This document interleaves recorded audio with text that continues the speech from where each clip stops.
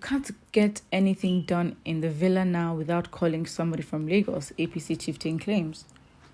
APC chieftain Dele Fulani has said that President Tinubu has ignored party members from other regions and only favors members from Lagos State. You can't get anything done in the villa without calling somebody from Lagos.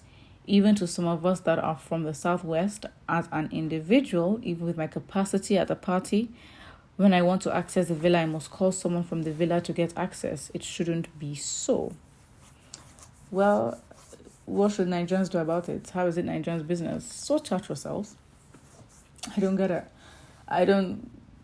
Because what this does is further a conversation about APC, the government, that conversation between the opposition parties, people fighting each other even after the elections and its outcome, saying whatever they want to argue about. So how does this concern Nigerians? What should we do about it? Sort yourselves out.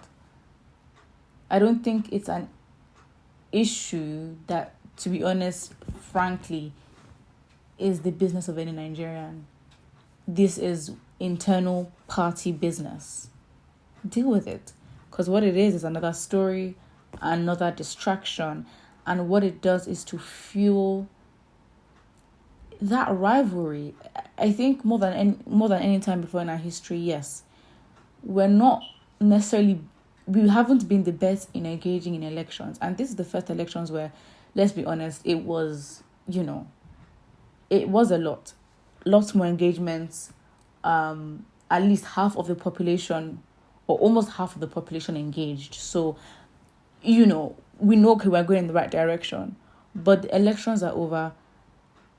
There's still issues with that. And the petitions court, you know what is going on.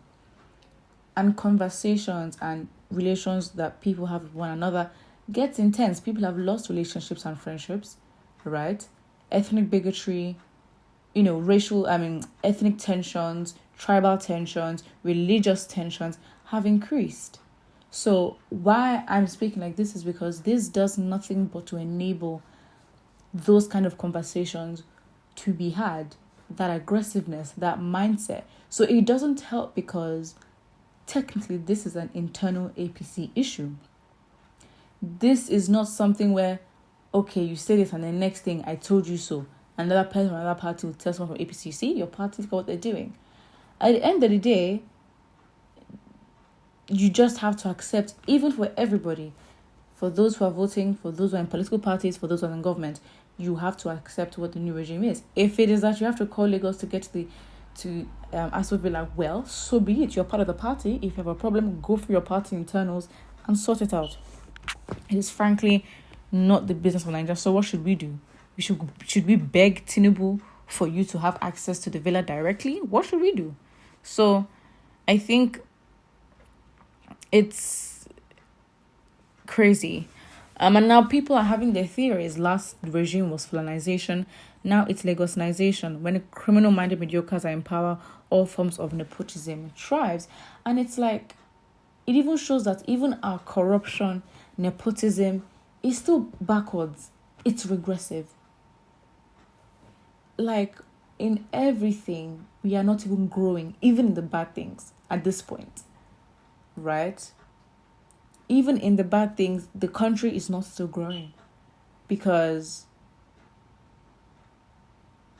And I think it's very scary because it doesn't show we are not powerful people. Our leaders are not powerful. They don't think like powerful individuals. They don't think like individuals who are at least trying to empower their citizens. And it's very sad. But anyways, you have not seen anything. This is the beginning of crying. I think also Nigerians in our mindset, we also need to, which actually irks me because I know it's a Nigerian thing, of trying to one-up each other. Great, you're competitive, but trying to one-up each other in suffering. Like you have not seen anything, the worst is to come. Like, as Peter Obi says, suffering does not know any tribe. So, the fuel price has increased. It has increased for everybody, not just for Igbos or Yorubas or Fulanis.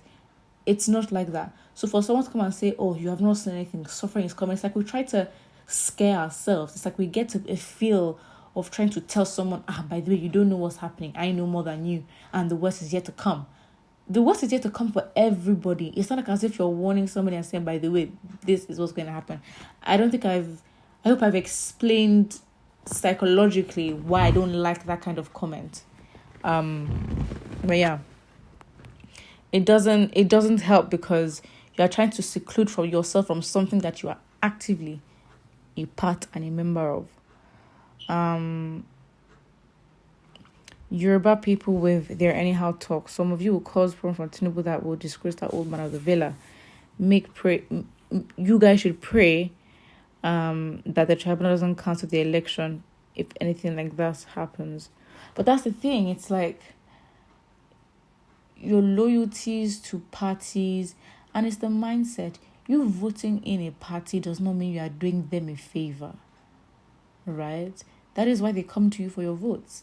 You're not doing them a favor. So trying to say, if you like, because in essence, what this person is trying to say in Nigerian terms is, if you like, mess up. If you like, your people mess up, you just see yourself out of the villa. And I'm like, is that really what it takes? Like, is that really what it takes for you to realize that a party is bad or not good? Like, is that what it takes? I find it to be quite shameful. But if you can, don't forget to like and subscribe.